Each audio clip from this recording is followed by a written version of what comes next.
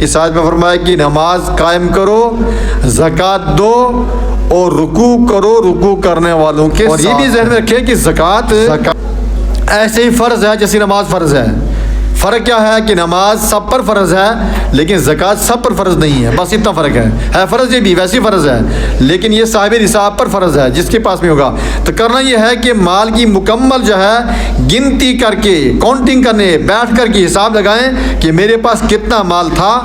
اور دیکھو زمین پر زکوٰۃ نہیں ہے، مکان پر زکوٰۃ نہیں ہے، گاڑی پر زکوٰۃ نہیں، جو آپ کی ضروریات کی چیزیں ہیں، لیکن جو اضافی چیزیں ہیں، جو آپ کے مکان باہر ہیں یا زمین ہے جس کا آپ کے پاس میں پیسہ آ رہا ہے، وہ آپ کے پاس سیونگ میں آ گیا ہے، اب جب اس پیسے پر سال گزر جائے گا اس پہ آپ نے زکوٰۃ دینی ہے، اصل چیز پہ نہیں دینی ہے۔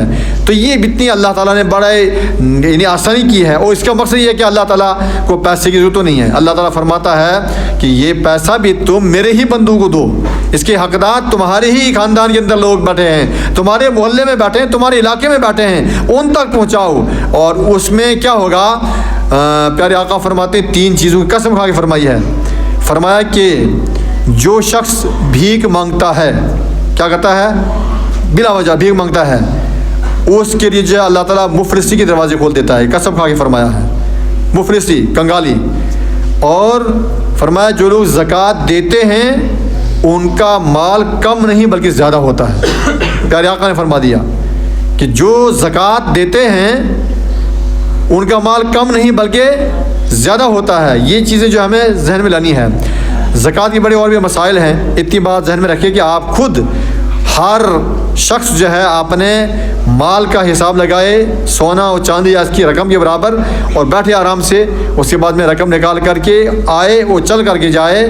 اور یہ بھی فرمایا جو اسلامی تعلیمات ہے کہ اگر آپ کا رشتہ دار، مثال بھانجا بھتیجا ہے، آپ کا حقدار ہے زکوٰۃ کا، لیکن آپ اس کو چھپا کر کے دیں، بتا کے نہیں دیں کہ میں زکوٰۃ دے رہا ہوں، یعنی کہ تاکہ اس کا دل نہ ٹوٹے، اس کو آپ نے تعاون پیش کرنا، زکوٰۃ آپ کی ادا ہو جائے گی، اتنا لحاظ رکھا ہے کہ اس وقت بھی آپ نے اس کا دل نہیں توڑنا ہے۔ تو دلوں کو جوڑنا ہے تاکہ کسی کو پریشانی نہ ہو۔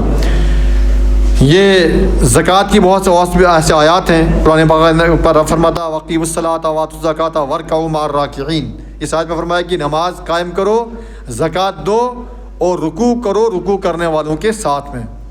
زکوٰۃ جو شخص نہیں دیتا، گنجا سانپ بن کر کے عذاب الہی آئے گا اور اس کو جو ڈسے گا اور اس کو کہے گا فذوقوا ما کنتم تکنزون، کہ یہ جو تو نے اکٹھا کر کے رکھا تھا مال۔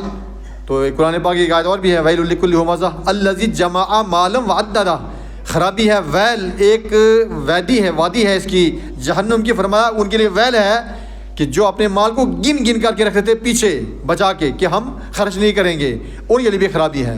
تو لہٰذا جس اللہ نے ہمیں آج مال دیا کل وہ اور دے گا انشاءاللہ تعالیٰ۔ اللہ پر ہمیں بھروسہ کر کے اپنے مال کی مکمل صفائی کرنی چاہیے، زکوٰۃ نکال کر کے حقدار تک پہنچانا چاہیے۔ یہ زکوٰۃ کی بات تھی۔